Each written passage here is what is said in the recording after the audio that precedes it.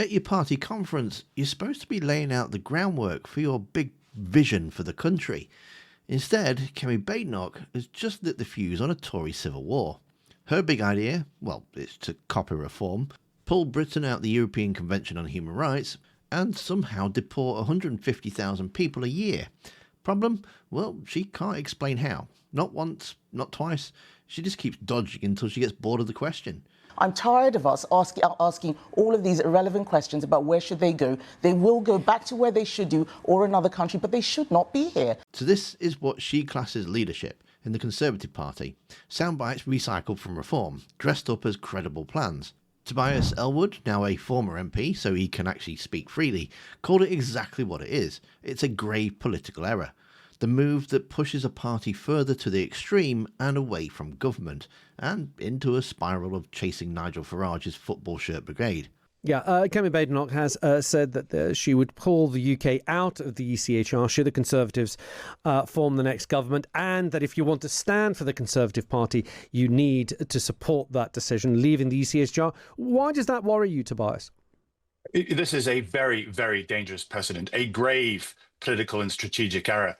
When did we stop being that broad church party that welcomes internal debate, able to reflect a broad range of views, but firmly united in our values, of those things that bind us together?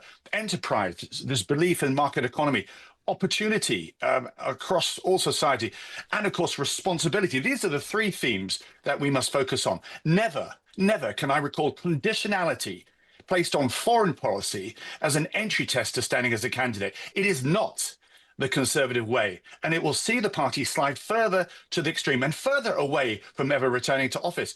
And these clarion calls to leave it suggest that there's a silver bullet to solve illegal migration. But I make it really clear, even if you amended the ECHR or left it completely, you've only done half the homework. You've removed the red tape from the UK side. What still remains there is what happens when you put them on the plane. So this is a soundbite that's being peddled out to simply resolve a very complex issue. This is not the way the Conservative Party does. And Ellwood is right. Leaving the ECHR isn't a silver bullet. It's a soundbite.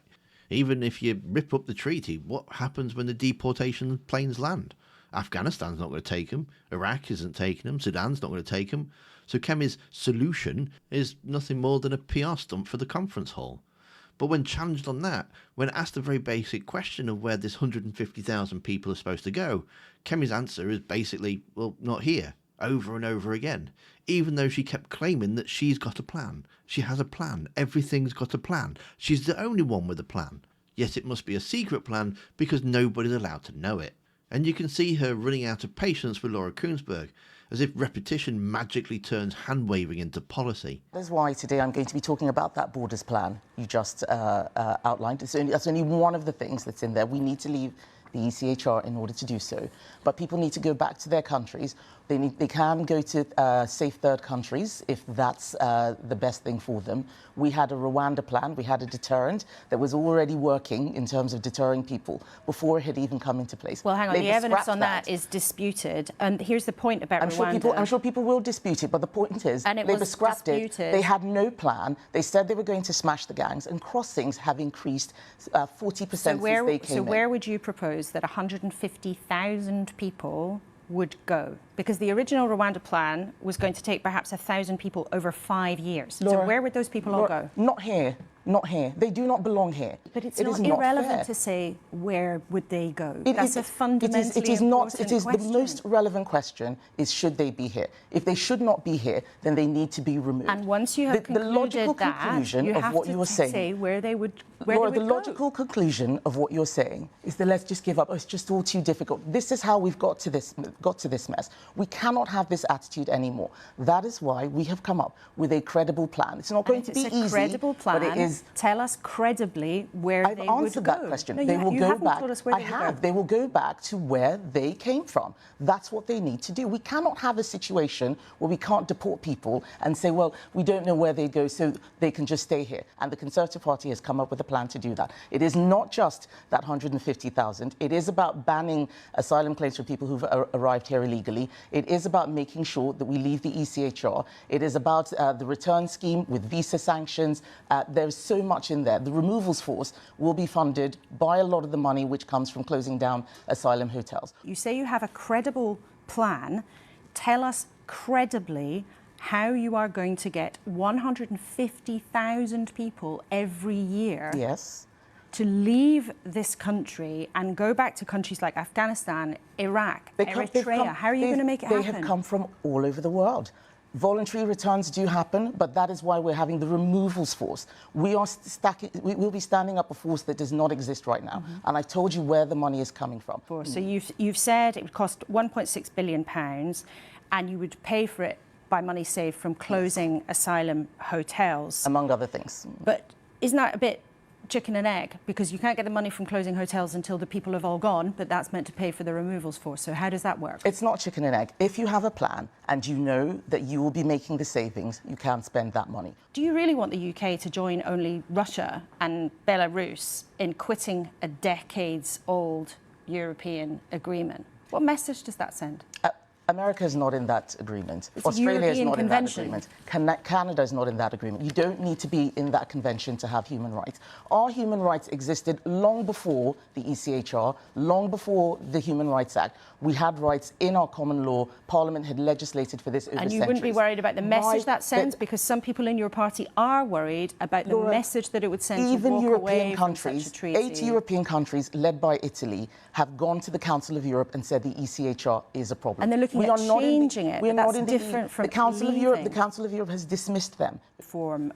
They have for months been saying they'd quit the European Convention and they'd scrap climate change plans. And Ben Houghton was suggesting before they've moved quicker and shouted more loudly on these issues. And someone else in your party said to me, if you want a full fat Coke, you buy a full fat Coke. If you're interested in immigration, if you're interested in scrapping climate change plans, you're going to go for reform. You're not going to go for the Conservatives. They've stolen your thunder, haven't they? What we're doing is making sure that we can take people with us. We're not just rushing out things and saying them to win elections or to but win while votes. you were This is waiting, about they've stolen people's- your lunch, haven't they? The election is not tomorrow. We have to make sure that we demonstrate that we're looking after people's lives. Reform rushed out announcements about ILR, partly copied from us. They hadn't done the actual work, and all of a sudden, lots of Europeans with settled status didn't know what was going to happen to them.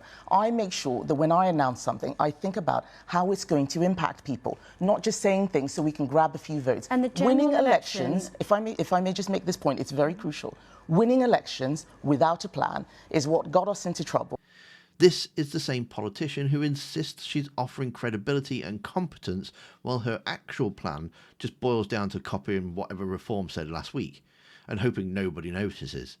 She's even had the nerve to sneer at Reform for rushing out policies without doing the work, while giving an interview while she couldn't explain any of her own numbers. Badenoch seems to be positioning herself as the serious version of Reform, while Tobias Ellwood is practically waving a red flag warning that Tories are ripping themselves apart.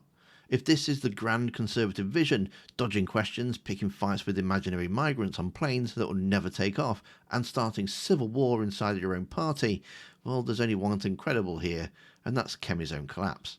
And don't forget, Jenrick is still on manoeuvres, with apparently enough supporters to launch a confidence vote in her as soon as her time is up. But then, what do you expect when you can't even give hope to the very Tory supporters that call into a radio station to support you? Which you can see in the video that's on screen now. Thanks for watching, don't forget to hit that like button, and I'll see you next time.